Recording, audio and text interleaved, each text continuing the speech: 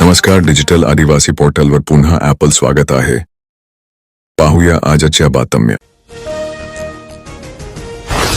नवापूर शहर आणि परिसरात बर्ड फ्लूचा प्रादुर्भाव अत्यंत तीव्र झाला असून प्रशासनाने युद्धपातळीवर कलिंग ऑपरेशन म्हणजे पक्षी नष्ट करण्याची मोहीम हाती घेतली आहे.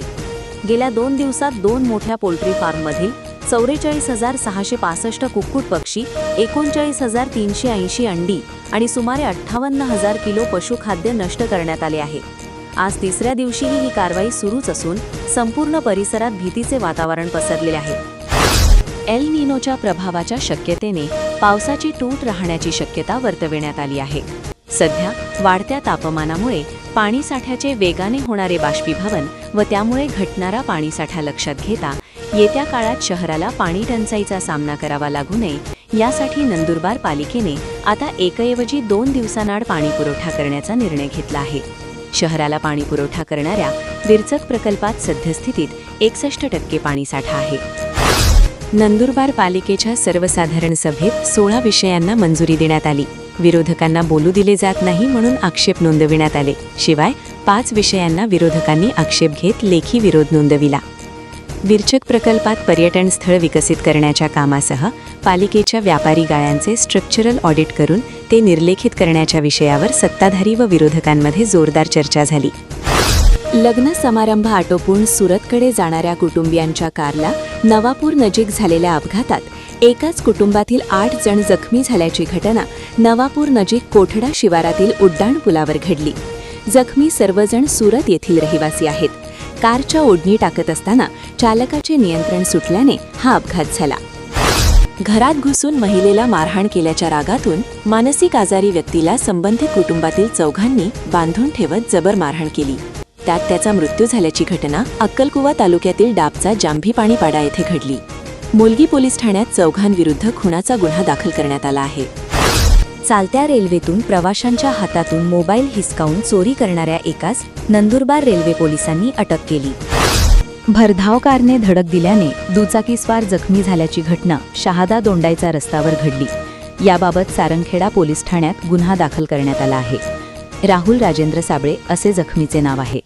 सारंगखेडा नजीक हा अपघात घडला. याबाबत चेतन साबळे यांनी फिर्याद दिली. खरीप हंगाम 2026साठी राज्य शासनाने शेतकऱ्यांसाठी महत्त्वाची बियाणे अनुदान योजना जाहीर केली असून या योजनेअंतर्गत महाडीबीटी पोर्टलवर ऑनलाईन अर्ज प्रक्रिया अधिकृतपणे सुरू करण्यात आली आहे. शेतकऱ्यांनी वेळेत अर्ज करून या योजनेचा लाभ घ्यावा असे आवाहन कृषी विभागाकडून करण्यात आले आहे. हवामान बदल, वाढते उत्पादन आणि शेतीतील जोखीम लक्षात घेता शेतकऱ्यांना गुणवत्तापूर्ण बियाणे परवडणाऱ्या दरात उपलब्ध करून देणे हा या योजनेचा मुख्य उद्देश आहे. दक्षिण काशी प्रकाशा येथे होणाऱ्या आगामी सिंहस्थ पर्वणीसाठी जिल्हा नियोजन मंडळातून 6 कोटी रुपयांचा निधी मंजूर आहे. हा निधी सिंहस्थ पर्वणीच्या गौतमेश्वर मंदिर परिसरातील विकास कामांसाठीच वापरण्यात यावा असा निर्णय घेण्यात आला. जिल्हाधिकारी कार्यालयात सोमवारी 4 मे झालेल्या बैठकीत हा निर्णय घेण्यात आला. नवापूर शहरातील भारतीय बौद्ध महासभा तालुका शाखेच्या वतीने बुद्ध पौर्णिमा उत्सव आणि 1 मे महाराष्ट्र दिन साजरा करण्यात आला.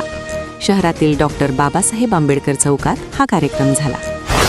आखाती देशांतील युद्धजन्य परिस्थितीमुळे आंतरराष्ट्रीय बाजारपेठेत कच्च्या मालाचा पुरवठा विस्कळीत झाला आहे. याचा थेट परिणाम रासायनिक खतांच्या उपलब्धतेवर झाला असून त्यांच्या किमती गगनाला भिडल्या आहेत. धुळे शहरालगतच्या अवधान MIDC परिसरात आज पहाटेच्या सुमारास वर्धमान पेट्स या कंपनीला भीषण आग लागल्याची धक्कादायक घटना उघडकीस आली.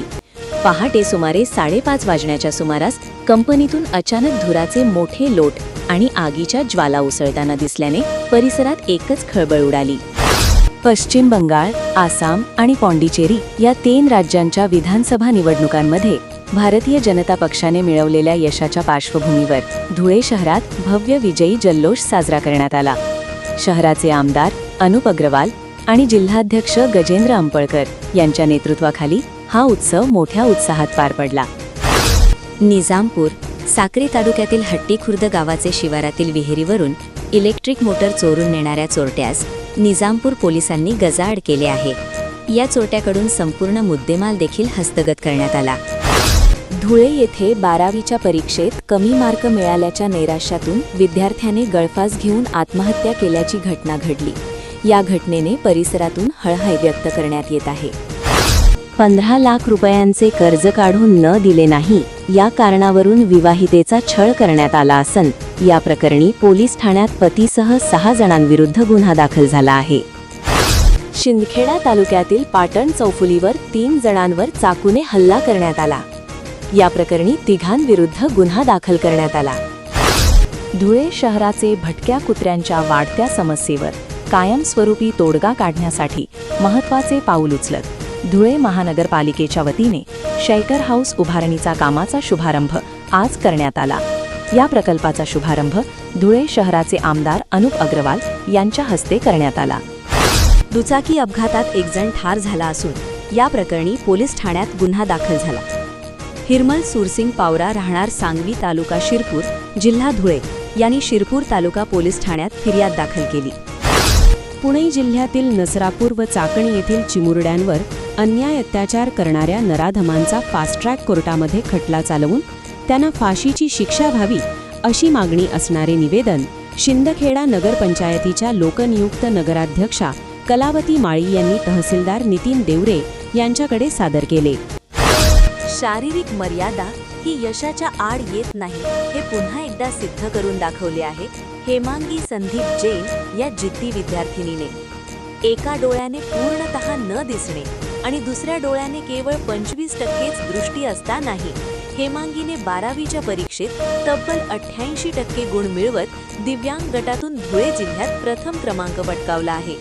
तिच्या या कर्तृत्वाने संपूर्ण परिसरात कौतुकाचा वर्षाव होत आहे. चोपडा तालुक्यातील घोडगाव या ग्रामीण भागातील रहिवासी आहे. विद्यावर्धिनी सभेचे अध्यक्ष आणि माजी आमदार प्राध्यापक शरद पाटील यांना कवयित्री बहिणाबाई चौधरी उत्तर महाराष्ट्र विद्यापीठ जळगावचे कुलगुरू डॉक्टर विजय माहेश्वरी यांच्या हस्ते PhD पदवी प्रदान करण्यात आलेली आहे. शहादा शहरात गेल्या 15 ते 20 दिवसांपासून सतत खंडित होणारा आणि कमी दाबाचा वीजपुरवठा यामुळे नागरिक त्रस्त झाले असून या अनागोंदी विरोधात शहादा नगरपालिकेच्या उपनगराध्यक्षा माधवी पाटील यांच्या नेतृत्वाखाली भाजपाचे सर्व नगरसेवक थेट महाराष्ट्र राज्य विद्युत वितरण कंपनी मर्यादित वीज वितरण विभाग कार्यालयात धडकले. यावेळी कार्यकारी अभियंता व इतर अधिकाऱ्यांना जाब विचारत येत्या 18 मेपर्यंत वीजपुरवठा सुरळीत न झाल्यास कार्यालयातच उपोषण करण्याचा इशारा देण्यात आला. नंदुरबार शहरातील पाताळगंगा नदीमध्ये दूषित सांडपाणी विसर्जित करून नगर परिषदेतील सत्ताधाऱ्यांनी शहरवासियांच्या आरोग्याशी खेळ चालवला असून तातडीने नदीत सांडपाणी सोडणे बंद करावे आणि शहराला शुद्ध पाणी पुरवठा द्यावा या मागणीसाठी माजी आदिवासी विकास मंत्री तथा आमदार डॉक्टर विजयकुमार गावित यांच्या आणि माजी खासदार डॉक्टर हिना गावित यांच्या मार्गदर्शनात भारतीय जनता पार्टीच्या नगरसेवकांकडून नगर परिषदेच्या मुख्य प्रवेशद्वारात प्रखर निदर्शने केली. अशाच नवनवीन बातमीसाठी आपल्या YouTube चॅनल डिजिटल आदिवासी पोर्टलला सबस्क्राईब करून घ्या.